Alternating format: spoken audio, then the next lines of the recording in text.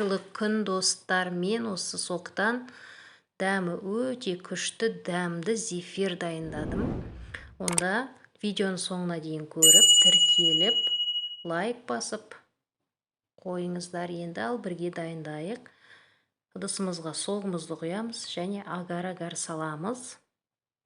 Оны араластырып, қантты салып, тағы да жақсылап араластырып қоямыз.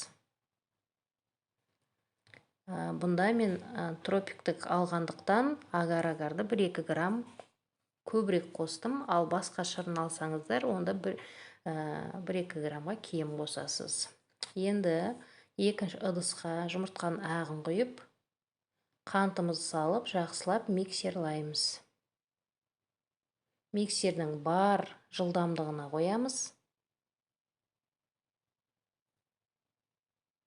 Енді жақсылап қанты ерігенше араластырамыз.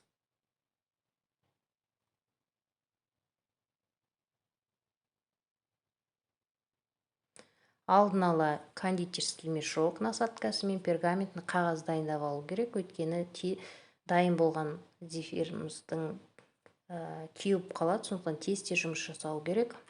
Соғымызды газға қойдым. Енді қайнағанын күтеміз.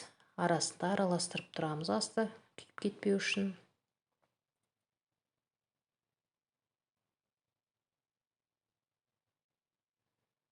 Қол миксері болғандықтан кішкене ыңғайсыздау болды. Екі жақта бірдей жұмыс жасау, бірақ жасауға болады.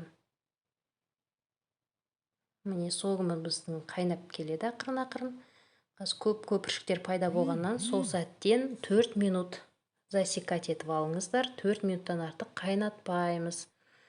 Міне қойылып, созыңқы болады. Сол кезде өшіріп газдан мынау жаңа жұмыртқаның ағы мен қант қосқан салмамызға қосатын боламыз. Ақырын-ақырын құямыз.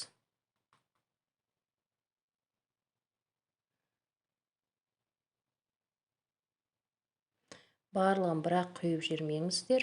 Ақырын-ақырын асықпай құю керек.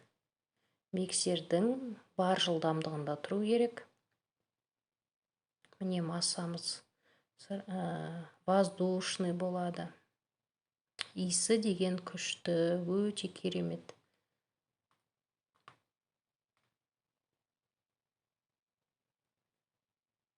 Дайын болған зефирларымызды кешке жасаған дұрыс. Осы зефирді түнде тұрса, екінші күні жеген өте күшті. 10-12 сағаттай тұру керек. Сонда дәмі деген күшті болады. Міне бәрін құйып болғаннан кейін 2,5 минут қана миксерлаймыз. Өйткені көп миксерлеп қойсаңыз, зефирларыңыз тығыз, қатты болады. Сондықтан 2,5 минуттан асырмаңыздар. Дайын болған зефирімізді, салмамызды зефирдің кондитер мешоктарға тез-тез салуымыз керек. Кеуіп қалады өйткені жылдамдықпен тез-тез салып болғаннан кейін жаңа сахарный пудрасын себеміз. Сосын қойып қойған дұрыс. Мен 2 кондитерский мешок дайындап қойдым. Екеуіне тез-тез салып алып, қағазға құйдым.